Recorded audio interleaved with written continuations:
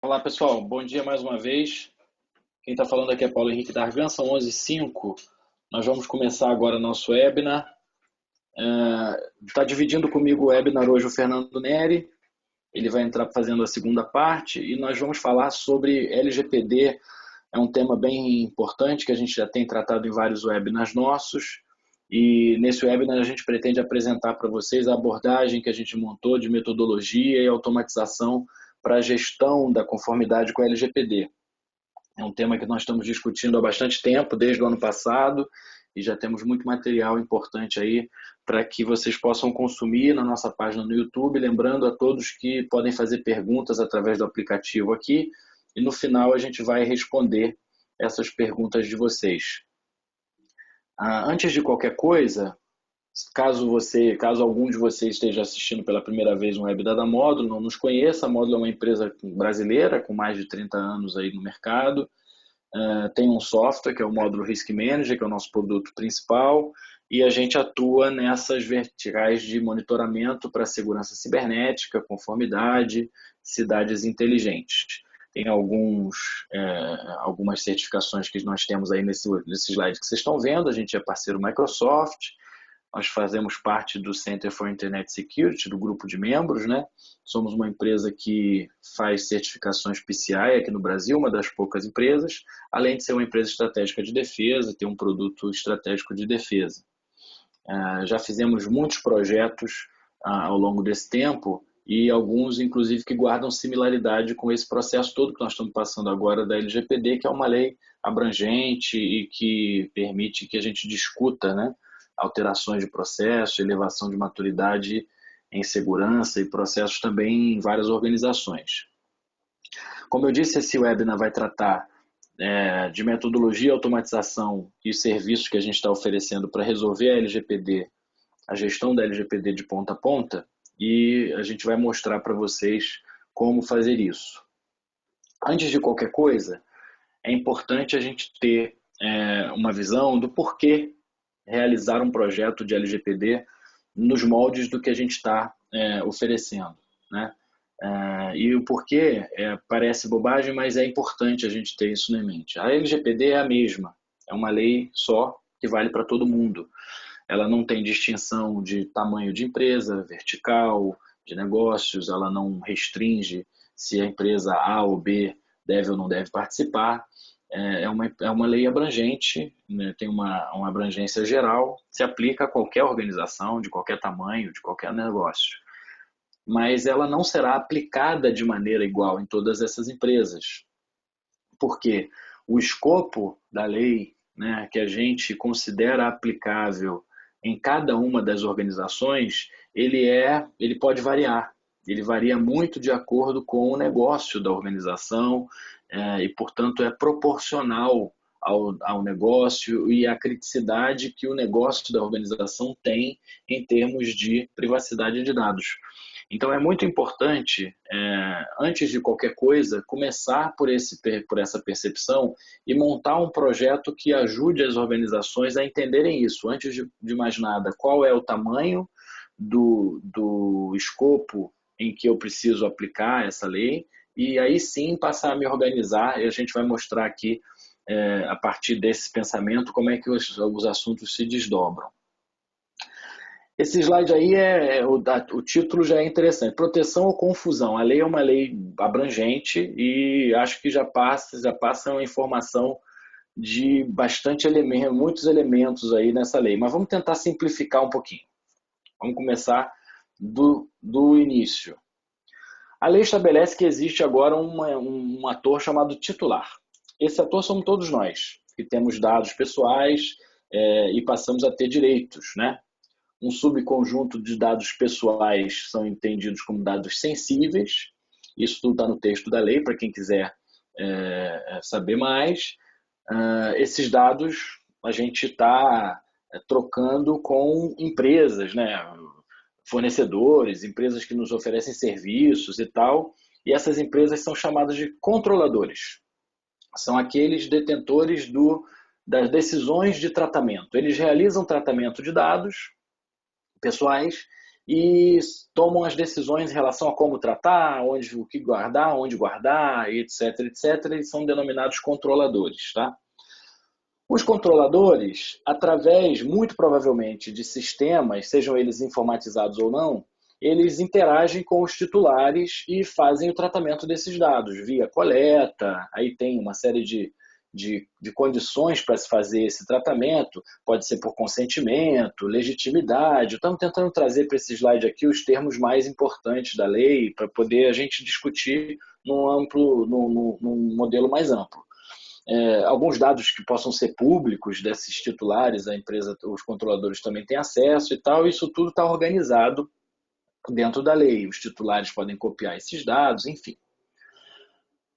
Além do controlador, a lei estabelece agora a figura do DPO também. Dentro de um controlador, há necessidade de nomearmos uma pessoa, né, um colaborador ou alguém de fora, terceiro, para ser um encarregado pela privacidade de dados. A lei brasileira ficou com esse nome encarregado, mas a maioria de vocês já deve ter ouvido falar no DPO, Data Protection Officer, que vem lá da GDPR.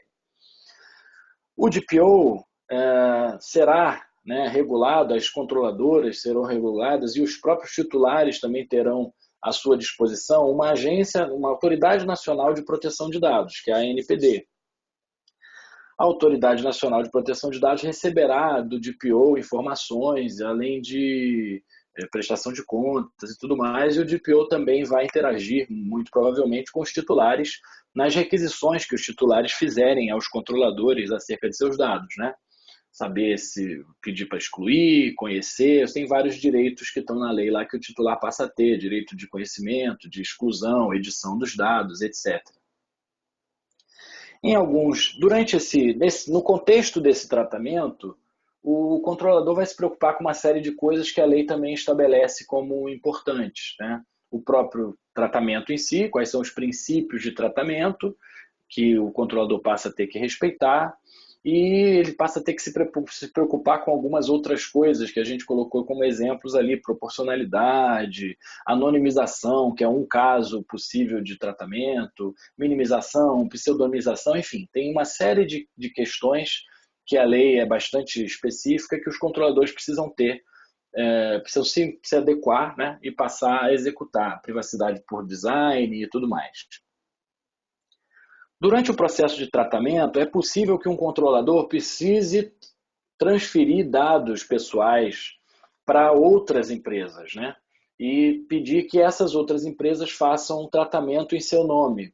Vou dar um exemplo muito, muito comum aqui, que são as organizações que têm lá os dados pessoais dos seus colaboradores e transferem esses dados pessoais para bancos, por exemplo, para fazer o controle de pagamentos e tal, ou para operadoras de plano de saúde. Acho que é o melhor exemplo, operadoras de plano de saúde. Todos nós aqui temos plano de saúde nas nossas empresas e tal, e os nossos dados pessoais estão lá também nos operadores de plano de saúde.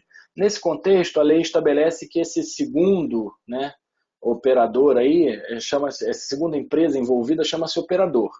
Ele não detém o domínio das decisões de tratamento, ele está fazendo um tratamento de dados pessoais em nome de algum operador, para ficar esse exemplo aí. Os operadores, como são empresas como outras quaisquer, também têm DPO. Todo mundo vai ter DPO, por força da lei. E os DPOs, evidentemente, vão se conversar, vão trocar as informações, porque eles são encarregados, cada qual na sua responsabilidade. Essas empresas todas tratando, essas organizações todas tratando dados, eles podem ter, e aí está no contexto da lei também, envolvimento com transferência internacional desses dados por alguma razão. É importante observar se há esse cenário ou não. Quem trata dado também pode acabar fazendo compartilhamento por alguma razão, compartilhar dados pessoais por alguma razão. Há exemplos em que isso pode acontecer. Essas organizações vão fazer backup disso, vão precisar guardar logs e tudo do que estão fazendo, de como estão tratando, né? Cada tratamento, cada operação de tratamento de dados é passível de fazer um registro de log, é necessário que se faça. E, por fim, é preciso ter todo o trabalho de eliminação, revogação, de acordo com, muitas vezes, pelo próprio titular, a pedido do próprio titular, ou então em razão da própria lei assim determinar. Para além de todos esses elementos que a lei oferece, os controladores, operadores vão ter que, na figura do DPO, apresentar relatórios de impacto, aplicabilidade, fazer boas práticas de governança. Isso tudo são obrigações que a lei traz, né, de novidade para o contexto das organizações a partir de agosto de 2020. Evidenciar o cumprimento da lei, enfim, é uma série de necessidades que passam a ser, né, obrigações, né?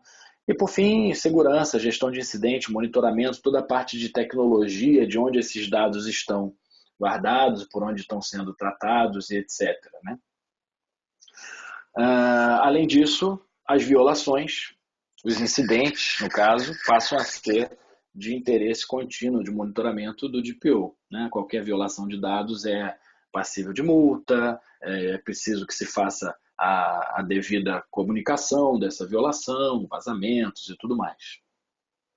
Isso é uma tentativa de colocar num único slide o contexto geral do que a lei nos traz de elementos.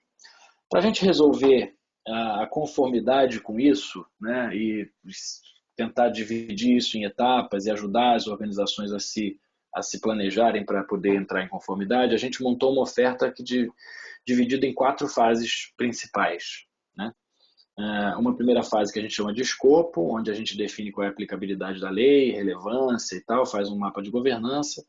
Uma segunda fase que é a definição de um plano de ação, com base no escopo e com base nos requisitos da lei, qual é o plano de ação que precisa ser montado para que aquela organização esteja em conformidade.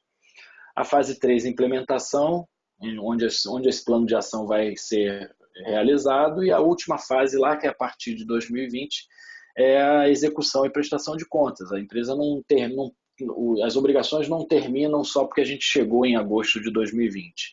Isso vai ficar um pouco mais claro nesse slide agora, são as 4 fases aí demonstradas. Vocês estão vendo que em agosto de 2020 ali tem um marco, né, que divide a fase 3 da fase 4, e a gente convencionou chamar as fases 1 e 2, que estão envolvidas aí por essa caixinha vermelha, de assessment, né? A gente está com ofertas para fazer um assessment LGPD, a gente tem ofertas, o Fernando vai falar sobre a fase 3 de implementação e também na fase 4.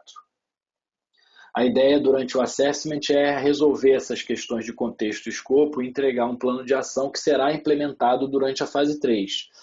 Portanto, como nós temos até agosto do ano que vem, né, temos menos de um ano, as empresas que se anteciparem em realizar logo as fases 1 e 2 e definirem seus planos de ação, elas terão mais tempo para executar o plano de ação, porque o prazo de agosto de 2020 ele é definitivo para todo mundo, né?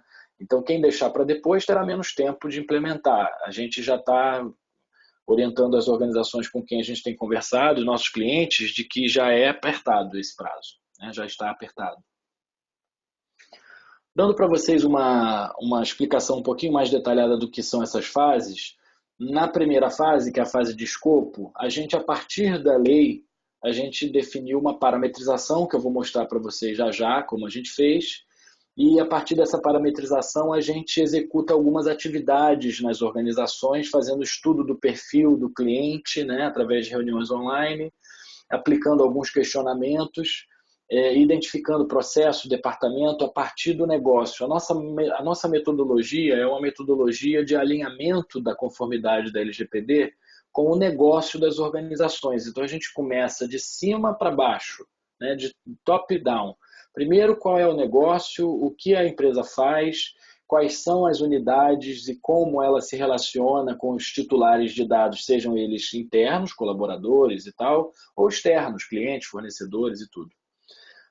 A partir disso, a gente vai montando um correlacionamento num mapa de governança de quais sistemas, quais áreas de negócio, quais são os sistemas que atuam naquelas áreas e tal. Eu vou mostrar isso para vocês num diagrama mais bonitinho já na frente.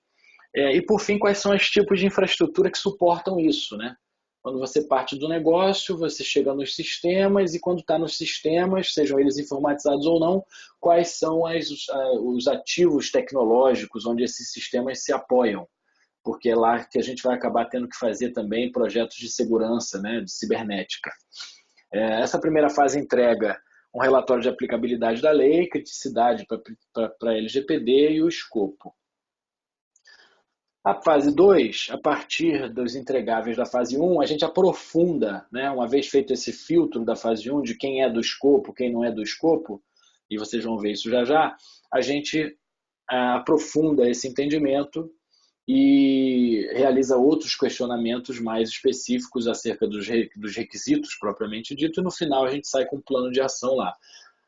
Em resumo, para cada requisito, nós sistematizamos a lei no nosso software e cada um dos parágrafos virou um possível requisito. Esses requisitos são classificados, eu vou mostrar para vocês já já, e no final do plano de ação, tudo aquilo que não tiver em atendimento, tudo aquilo que não tiver atendido de alguma forma pela organização, será contemplado em um item do plano de ação, em um ou mais itens, né?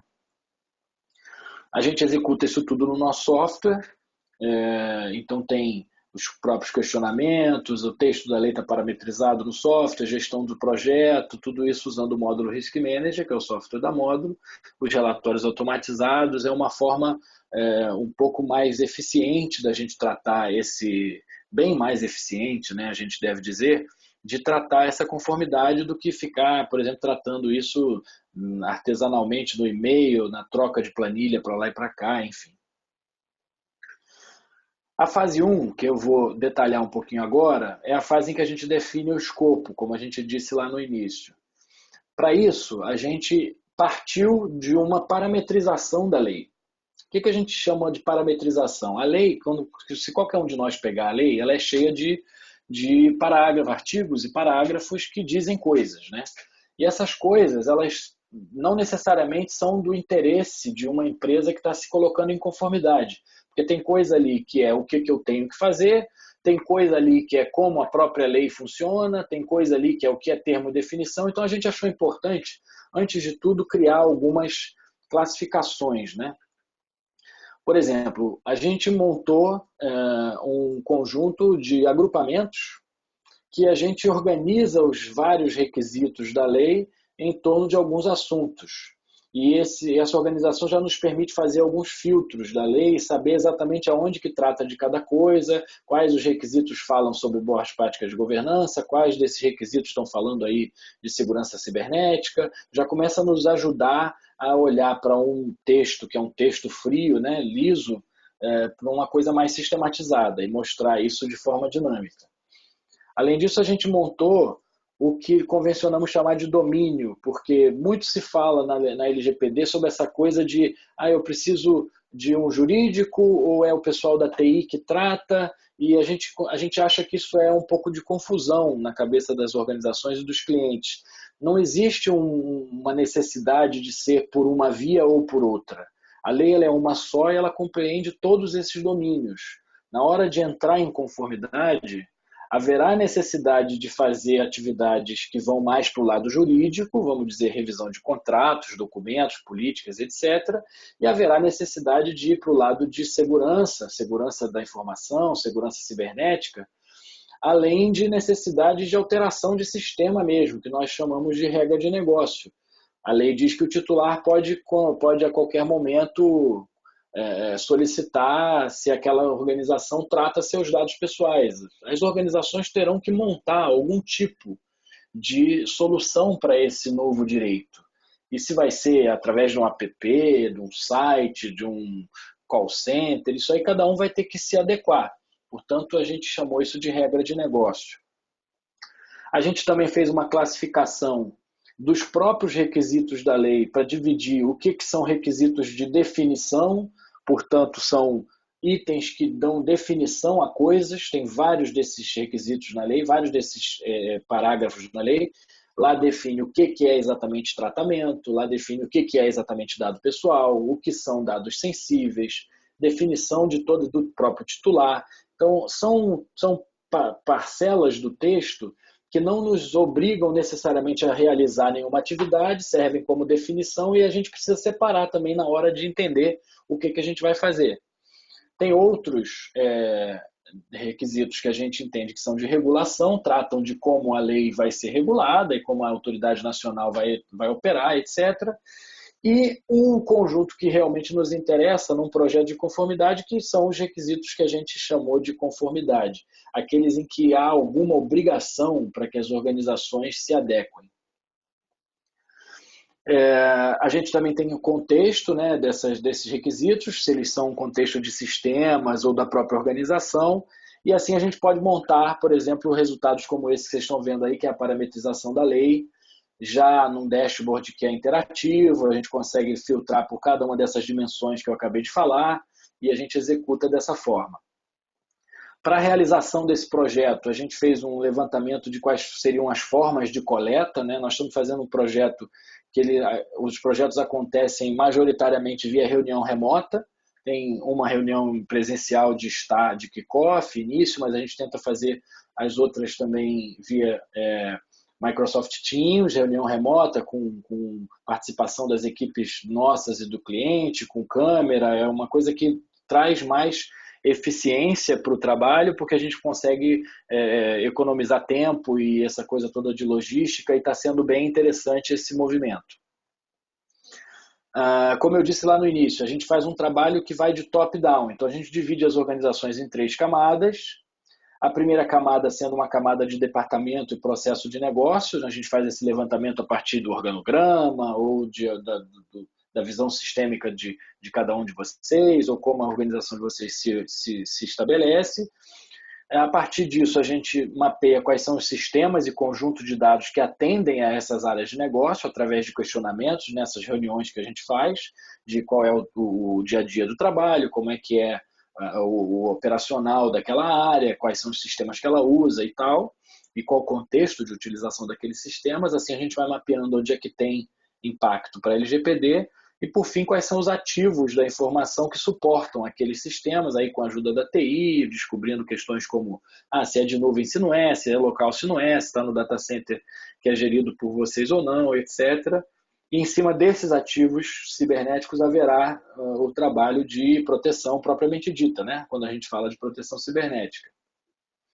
Esse mapeamento vai parar no nosso software, isso aí são exemplos das áreas, por exemplo, esses exemplos que vocês estão vendo aí são exemplos da própria módulo, né? Áreas e processos da módulo, o meio não está dando para ler direito, mas são os sistemas, a print ficou um pouco ruim, mas todos os sistemas que a gente utiliza, e a camada 3, quais são os ativos, tipos de ativos cibernéticos que a gente suporta tudo isso, onde a gente vai realizar ali análise de risco, uma série de outras coisas da fase 3 por diante.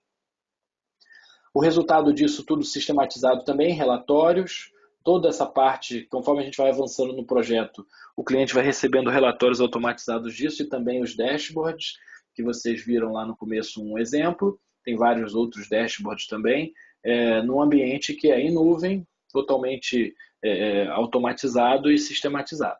Eu vou passar a palavra para o Fernando, que vai continuar agora, e a gente volta no final para responder perguntas a vocês, hein? Obrigado.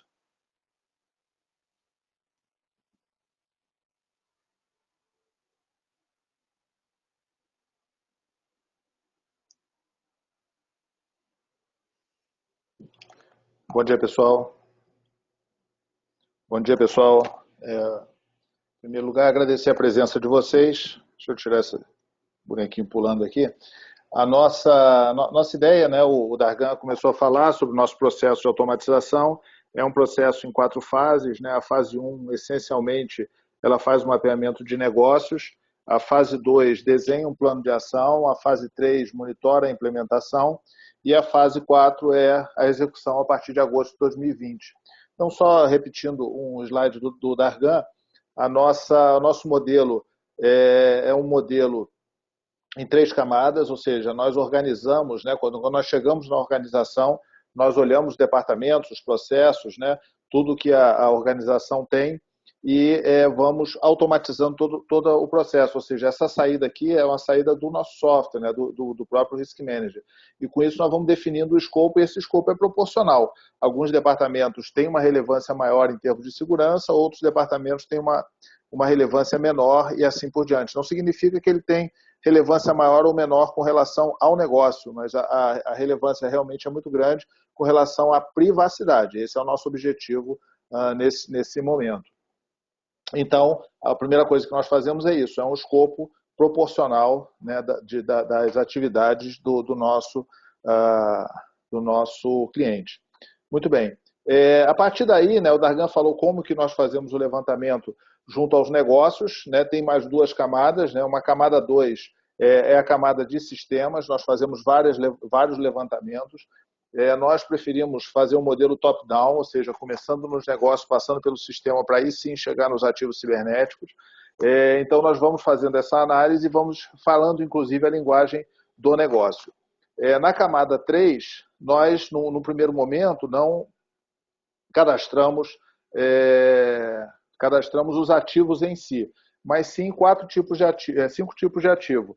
Ou esse sistema roda no ambiente interno, ou é um contrato Microsoft, na verdade pode ser também um Google Suite, né? Nós colocamos Microsoft porque mais de 90% usa o ambiente Microsoft, ou é mensagem instantânea em redes sociais, que é uma preocupação que realmente as organizações precisam ter, como é que tratam aqueles dados ditos públicos, ou o ambiente está em nuvem, ou num colocation, ou num data center, ou é um suporte analógico, né? Pouca gente tem falado nisso, mas se vocês virem, as organizações têm muitos dados em papel, muitos dados pessoais armazenados em papel, até por obrigação cadastral, contratual ou legal. Então, por exemplo, o plano de saúde muitas vezes pede que o pedido de reembolso seja encaminhado em papel, grampeado, ou seja, tem lá na orientação que ele venha grampeado, e tudo isso são dados pessoais sensíveis que estão circulando nos mais diversos canais. Bom, só um lembrete, se vocês quiserem fazer uma pergunta, tem um espaço dentro do próprio sistema, né? No final, o Dargan e eu responderemos. Então, nessa camada 3, né, se você tem um ambiente interno do data center, a nossa recomendação é que você aplique os controles do CIS, né, do Centro de Segurança Internet, é o principal benchmark no mundo todo de avaliação de segurança cibernética. Então, ele tem, inclusive, benchmarks e vários níveis, e todo ano ele está sendo atualizado.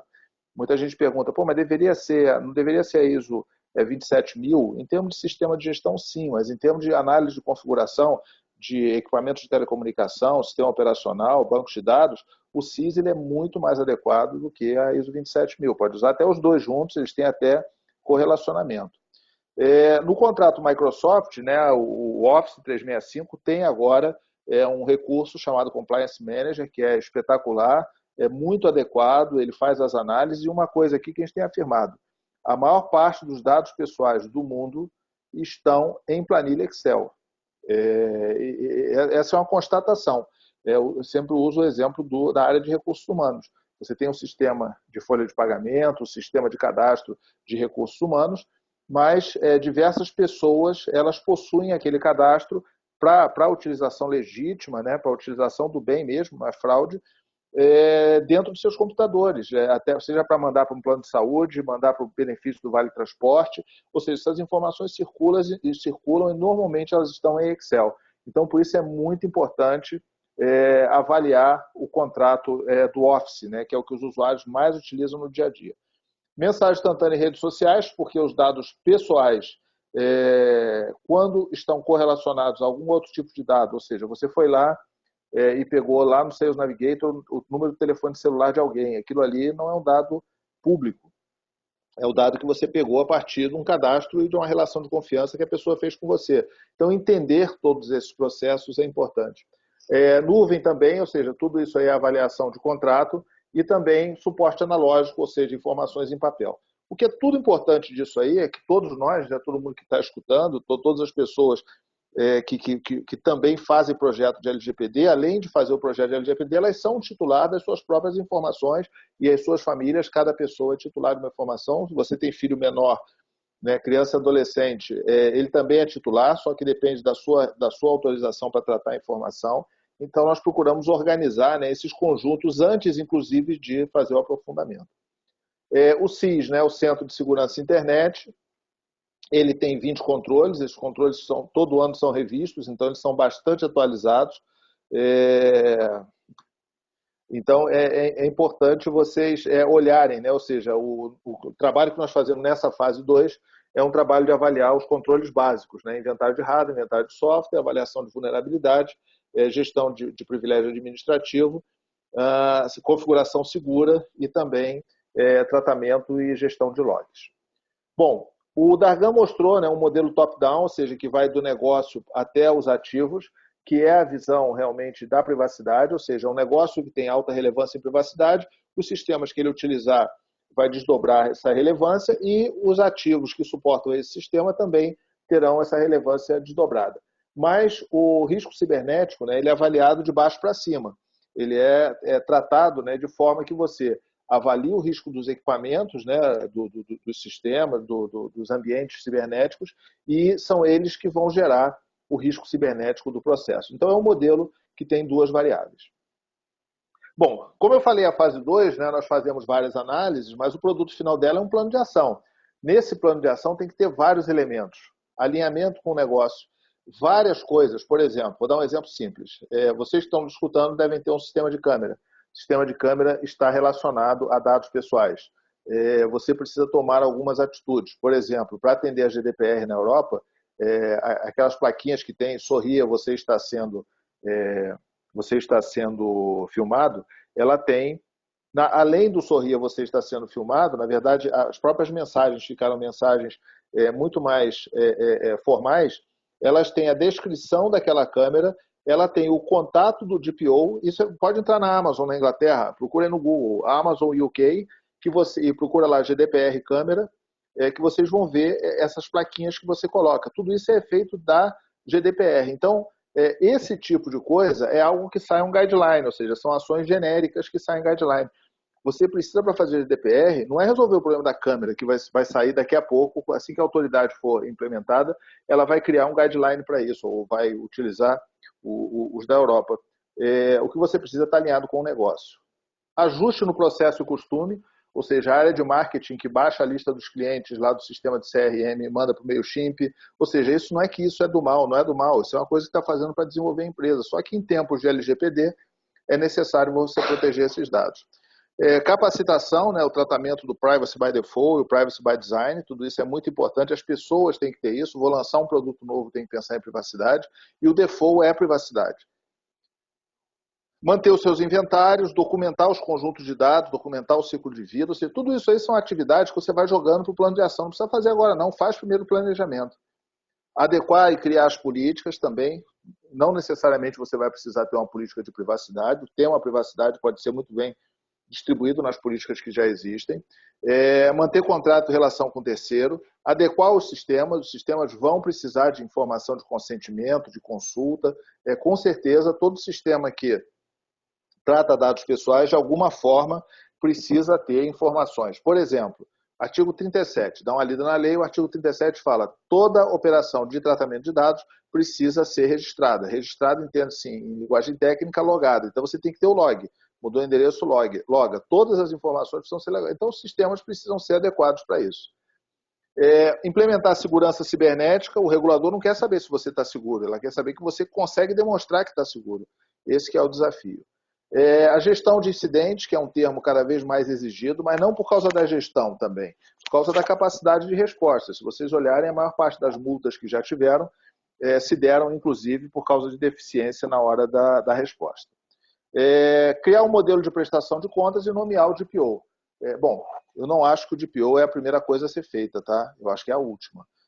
Porque, obviamente, você vai montar o seu plano de ação, vai entender como que entender qual é o alinhamento com o negócio, para depois nomear o DPO. Empresas, né, que têm base europeia, com certeza já tem um DPO, ou no mínimo um ponto focal de privacidade aqui no Brasil. Já é um caminho. Empresas que têm uma estrutura de compliance muito grande, muitas vezes já têm colocado a área de compliance como DPO. Mas uma coisa que vai ocorrer, por exemplo, na área financeira, com certeza o Banco Central vai soltar uma resolução regulando, né, a privacidade nas instituições financeiras. Então, nessa primeira fase, os nossos relatórios são automáticos, são bonitos, assim, ó, como está nessa tela. E nós entregamos nessa fase 2 um planejamento prontinho, bacaninho, organizado, o que tem que fazer, qual é o entregável, quem é o responsável, qual é a relevância daquilo, tem que fazer, não tem que fazer, qual o custo estimado, qual a ligação daquilo que você tem que fazer com a lei. Ou seja, é realmente um plano de ação bem preparado, bem sofisticado. Vocês vão gostar do que vocês vão ver. A fase 3 é a implementação em si, ou seja, é pegar o que está lá no plano de ação e fazer uma gestão de projetos, ou seja, acompanhar cada uma das atividades, acompanhar o que está sendo feito, montar um modelo de boas práticas e governança. Isso aí eu acho que realmente é essencial. Você, inclusive o termo boas práticas e governança, isso aí está na lei, ou seja, é importante, tá? Quem está preocupado com a LGPD, ler a lei. A maioria das pessoas que eu converso, elas não leram a lei, tem que ler. Bom, uma pausazinha só para a gente lembrar. Pessoal, se tiver perguntas, podem encaminhar aí, tem um balãozinho aí, um sinal de balãozinho no sistema que vocês podem mandar as perguntas para a gente. Assim que eu terminar, passo a palavra para o Dargan, que com certeza já está olhando as perguntas que estão chegando para preparar as dele, as respostas. Muito bem. Nós temos um modelo de assinatura de LGPD. Eu acho que nenhuma organização, nenhuma empresa consegue atender sozinha um projeto de LGPD. Tá? Se alguém consegue, indica essa pessoa lá para a Marvel para fazer um super-herói dela, porque é conhecimento completamente diferente, completamente distinto. Você configurar o Microsoft 365 é um conhecimento, fazer ações jurídicas é outro conhecimento, fazer segurança cibernética é outro conhecimento completamente diferente, tratar suporte analógico.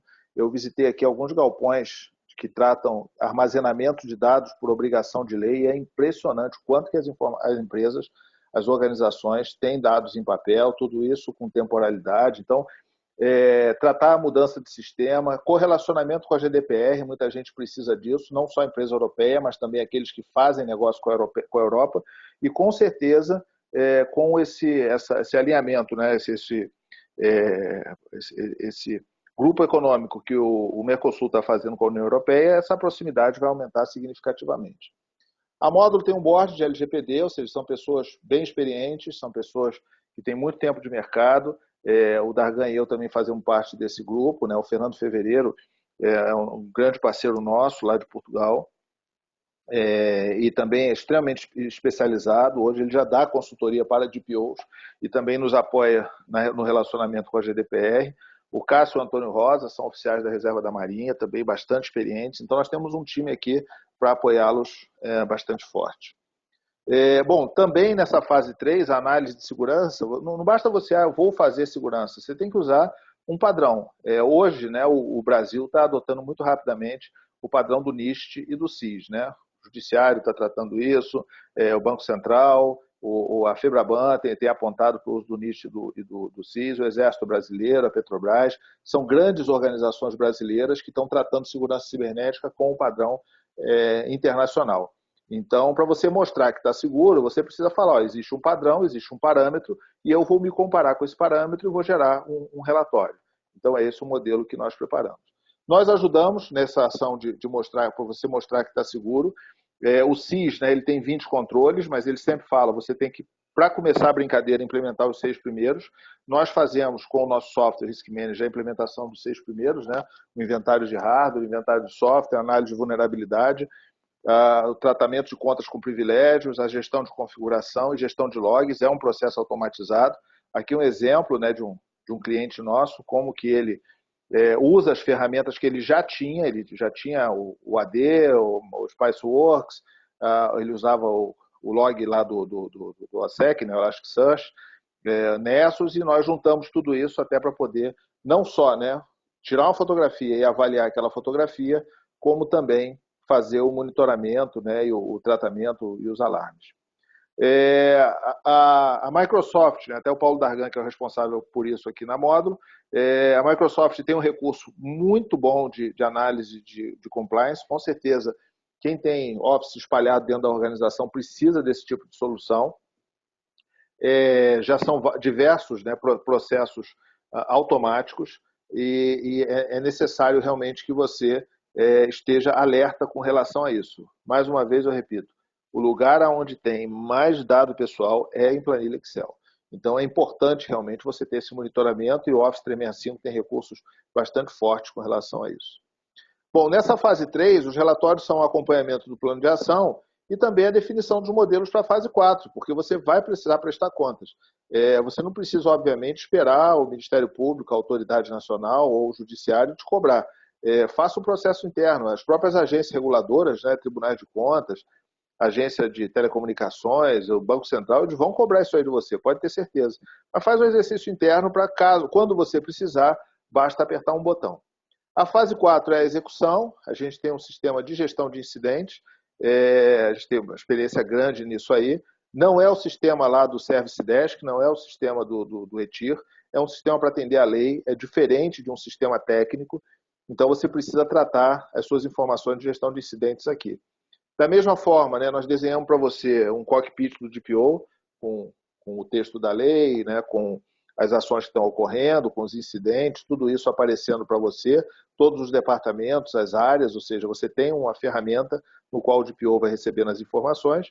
Também o processo de visão geográfica, nacional e internacional, da onde que está vindo a reclamação. Um cliente nosso que é uma loja, uma empresa de varejo, gostou muito dessa visão geográfica, porque ele tem da onde que a pessoa está reclamando e qual é a unidade que está sendo atingida com relação a isso. Então, se vocês têm uma distribuição grande, é interessante também essa visão geográfica, que é uma saída natural do nosso sistema. Também aqui nos relatórios, aí na fase 4, né, eu falei, a fase 1 é o escopo de negócio, a fase 2 é o detalhamento, nós entregamos o plano de ação, a fase 3 é a preparação e a fase 4 é a execução. Então, aqui são essencialmente relatórios que vão ajudar você a fazer gestão e ajudar você a prestar contas, né? E o principal relatório é o relatório de impacto de proteção de dados. Bom, relembrando, 4 fases, temos esse processo, né, de apoio com alguns parceiros que nós temos. Como eu falei para vocês, uma empresa sozinha ela não consegue realmente atender a LGPD, ela tem que ter parcerias, alianças e pessoal bom para fazer isso aí, e pessoal experiente para tratar e apoiá-los. Então, essencialmente é isso que eu queria falar para vocês. Vamos partir agora para as perguntas. Eu passo a palavra para o Paulo Dargan. Nós vamos ficar nós dois aqui, caso não dê microfonia ou não atrapalhe, nós vamos ficar nós dois com o microfone aberto e para conversar com vocês nesses 10 minutos que faltam. Obrigado, eu já volto daqui a pouquinho. Por favor, Dargan. Oi, pessoal. Voltando aqui, Paulo Henrique. A gente está vendo aqui várias perguntas e vocês podem mandar as perguntas aí pelo aplicativo também, quem ainda não mandou.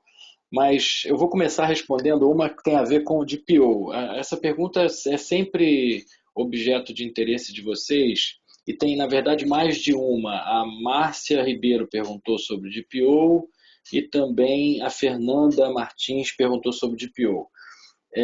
Eu vou tentar responder de uma resposta só as duas. Não existe ainda uma definição na lei, né, e nem pela autoridade nacional, de qual é a certificação do DPO ou quais são as habilidades obrigatórias de um DPO. Então, quem está preocupado exclusivamente em atender a lei, o DPO pode ser qualquer pessoa, não há nenhum pré-requisito legal, mas a gente entende, né, aí convém também entender que essa pessoa tem uma responsabilidade grande por força da lei e que é razoável que ela compreenda, primeiro, os processos todos de conformidade da LGPD da organização, tendo em vista que ela passará a ser responsável por responder isso para a autoridade nacional. Então, se a autoridade nacional fizer um questionamento, exigir a comprovação de a evidência de cumprimento, etc., é para o DPO que ela vai fazer esse questionamento. O DPO passa a ser, vamos dizer assim, a face da organização diante da autoridade nacional. Então, é importante que ele saiba sobre esses assuntos. E ter conhecimentos, tem que ter um perfil multidisciplinar, alguém que sabe transitar nesses assuntos de processo e de tecnologia, no mínimo para acionar corretamente as equipes internas. Mas, respondendo objetivamente, não existe ainda uma definição de quais são os pré-requisitos para esse cargo, pré-requisitos técnicos, de experiência e tudo. Nós sabemos, todos nós estamos vendo aí várias organizações oferecendo cursos de DPO, treinamentos e tal, e desde o primeiro dia que a gente começou a fazer o webinar, que eu já respondo que mal não faz, né? Esses cursos, a maior parte deles tem uma boa formação em termos até da lei, apresentam a lei, dividem a lei em suas várias sessões, então a gente nunca condenou esses cursos aqui, pelo contrário, várias organizações muito sérias aí fazendo cursos de DPO, algumas até oferecendo certificações, mas a gente precisa voltar e lembrar que, sob o ponto de vista da lei, não existe nenhuma obrigação de nenhum tipo específico de currículo e de nenhuma certificação emitida por essa ou aquela organização.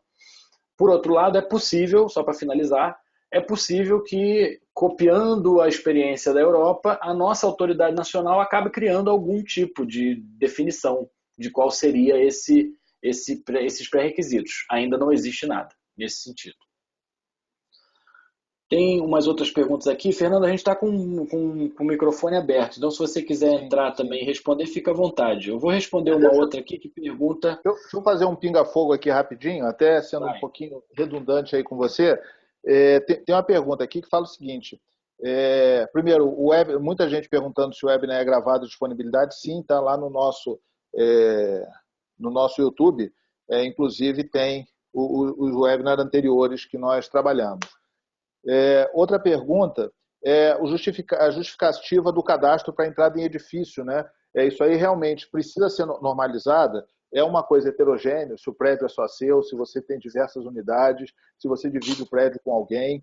Mas isso aí, como que se resolveu na Europa? Existe um guideline, ou seja, uma orientação para todo mundo.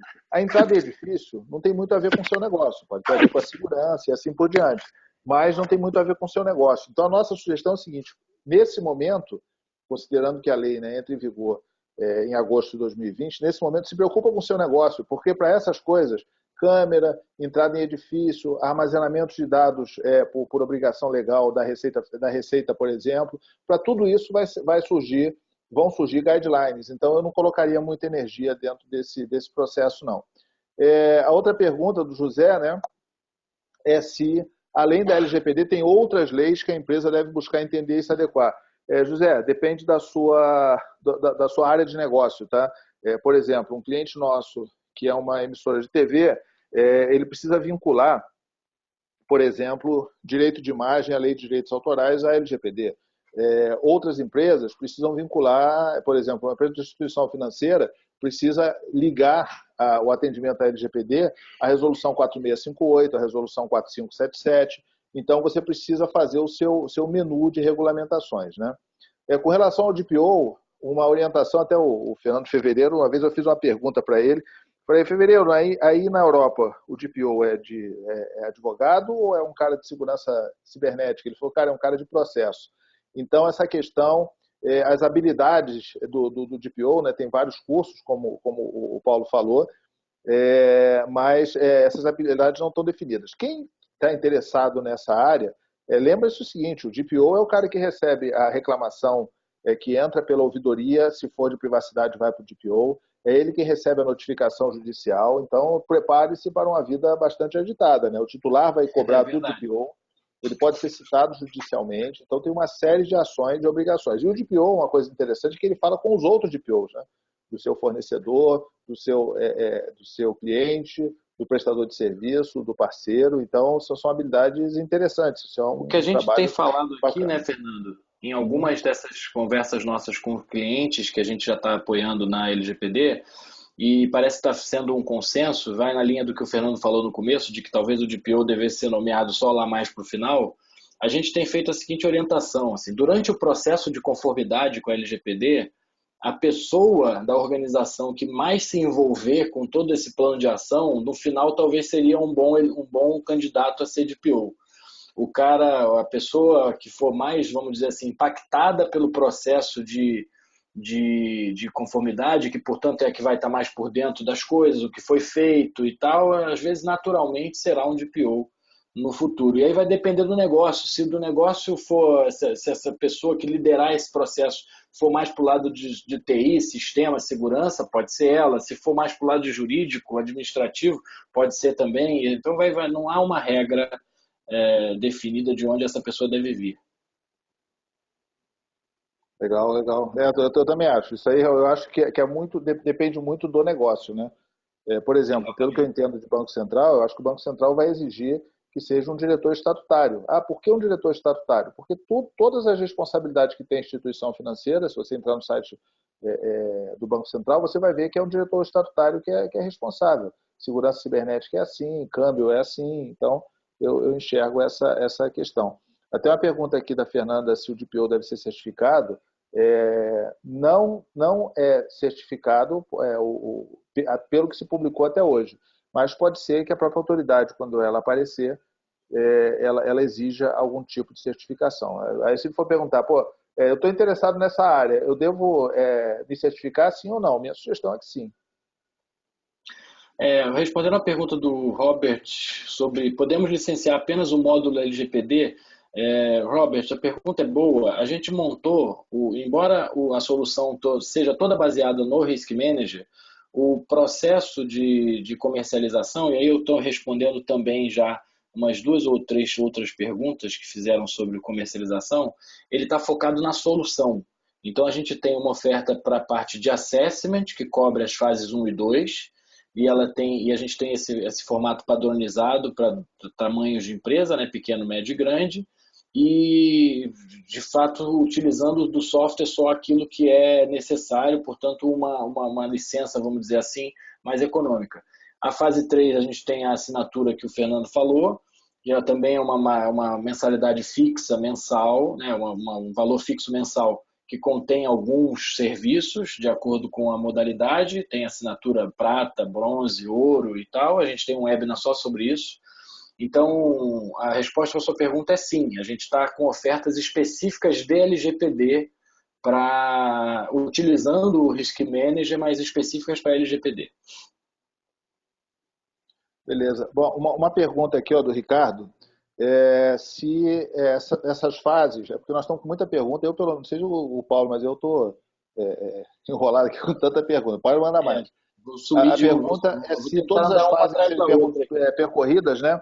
Mais ou menos quanto tempo demora. Bom, Paulo, o nosso padrão, tá? Fase 1, 15 dias. Obviamente é uma fase que depende de conversas com a área fim, então é importante que você dê agilidade para que as áreas de negócio respondam rápida.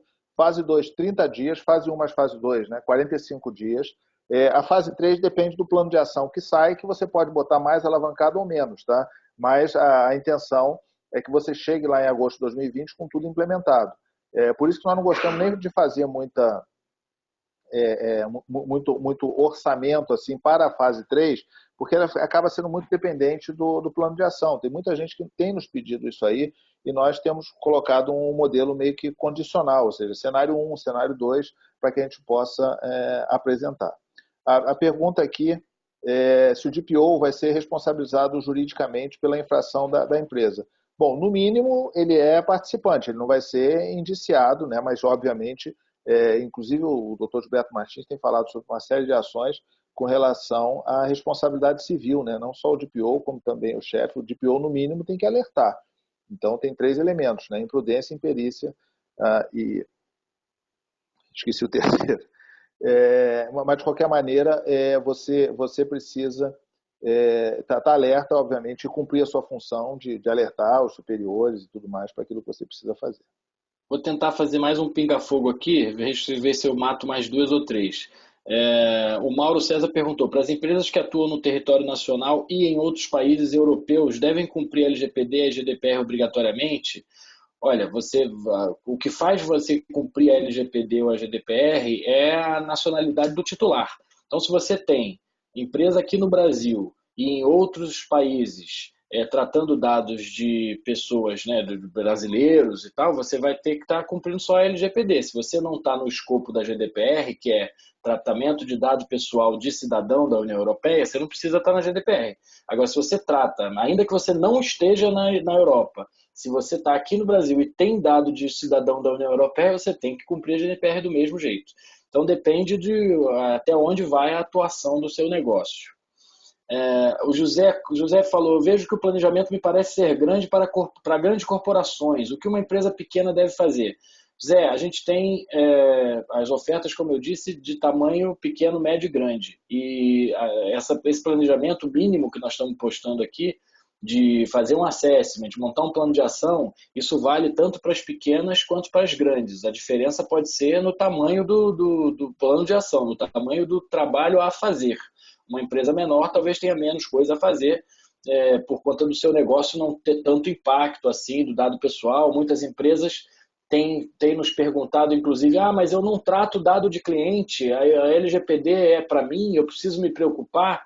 A resposta é definitivamente sim, porque mesmo que você não trate dado de cliente nenhum, você certamente tem os dados dos seus colaboradores que já são dados pessoais, no mínimo. Não, mas eu não tenho nem empregado. A minha empresa sou eu e mais meu sócio. Pronto, você e seu sócio são titulares e os dados pessoais de vocês estão nos contratos sociais, nas contas, no sistema do banco, no e-mail, seja lá onde for. Então, onde tiver um único titular, você já tem que fazer uma proteção, tá? E a nossa modalidade vai variar de acordo com o tamanho da empresa, tem oferta para todo mundo. Qual o modelo de comercialização a gente já respondeu? Paulo, eu pensei três perguntas aqui. E você pensa três aí para responder rapidinho, porque já chegou na nossa hora aqui. Para a gente finalizar, tá bom. Nosso compromisso é terminar a meio-dia. Primeiro, queria agradecer. Primeira vez que a gente trabalha com os dois microfones abertos aqui, acho que foi uma experiência bacana. Bom, então é o seguinte, a Márcia, né, que tem milhagem alta aí das nossas palestras, está sempre junto com a gente, ela perguntou se a Módulo auxilia na elaboração de normas e políticas para atender a LGPD. Mas a resposta é o seguinte, dentro da nossa competência, sim, tá? Mas nós procuramos sempre colocar parceiros especializados. Nós temos parceiro para tratamento em dados e suporte analógico, papel, microfilme, temos parceiro para a área jurídica, parceiro para relacionamento com a comunidade europeia. Então, são vários assuntos que nós tratamos. O José Alberto está perguntando se o DPO pode ser terceirizado por uma empresa. A resposta é sim, tá? Eu conheço algumas empresas que estão fazendo o DPO as a service, não é interesse da Módulo fazer isso, mas essa figura, sim, pode ser terceirizada. Inclusive, por exemplo, um cliente nosso, ele tem várias subsidiárias, várias coligadas, e perguntou e queria botar um DPO para cada um. Cara, não precisa, ou seja, o mesmo DPO, e o DPO não precisa nem ser dedicado, ele pode ser parte do trabalho de alguém. Pode ser um diretor, pode ser uma equipe, depende da estrutura. Quem vai falar isso é o plano de ação. Tá? E aqui também, a última pergunta que eu vou responder, já despedindo de todo mundo, quando vai ser disponibilizada a versão do Risk Manager para atender a LGPD? Antônio, eu vi aqui que eu colhi aqui que a sua organização tem um cadastro, já tem um contrato atualizado. O que você já tem aí, você já consegue atender. O que nós temos feito é a configuração do software que já existe, para quem já é nosso cliente. Nós apoiamos isso e damos a assessoria para você atender, porque muita coisa, por exemplo, você que conhece o nosso software, a lei, nós jogamos ela no workflow. Uma vez jogando a lei no workflow, você já pode tratá-la. Então, tem que criar alguns atributos e tudo mais. Então, o que você já tem aí, como você tem contrato atualizado, já está pronto para você. Você contrata um servicinho nosso que a gente deixa tudo configurado. Pode entrar em contato, é o Edson que te atende, pode entrar em contato conosco, estamos à sua disposição, cara. Então, um abraço para todo mundo, obrigado, Paulo, obrigado aqui a Natasha que nos apoiou. Estamos à disposição, vocês têm o nosso contato, podem entrar em contato direto conosco, tá? Um abraço. Pessoal, obrigado mais uma vez pela presença de todos. Eu vou responder só mais uma pergunta. O Roberto perguntou, empresas que prestam serviço de terceirizar a folha de pagamento são consideradas processadores? Se você está terceirizando a sua folha de pagamento, você é controlador e a empresa que está realizando esse trabalho para você é operador. Se você é a empresa que processa dados para os outros, você é considerado um operador e tem algumas obrigações que você precisa manter. Os controladores, que são as empresas que de fato são donas, né, daquele tratamento, elas vão ter que fechar contigo uma série de obrigações. Você, na condição de operador, caso for esse o seu caso, vai ter que cumprir uma série de exigências de proteção, evidenciar que você está também fazendo o tratamento em nome delas de maneira segura, tá? Ok, acho que essa foi a minha última pergunta, que eu estou vendo aqui, tem vários parabéns, obrigado. Bom, se por acaso a gente deixou alguma pergunta sem resposta, não fiquem aflitos, porque a gente vai dar uma revisada em cada uma dessas mensagens enviadas e se ficou alguma pergunta sem resposta, a gente vai mandar para o e-mail de vocês que está cadastrado, tá? Obrigado a todos aí pela paciência e pela audiência. Um grande abraço. Tchau, tchau. Valeu, pessoal. Obrigado. Abraço.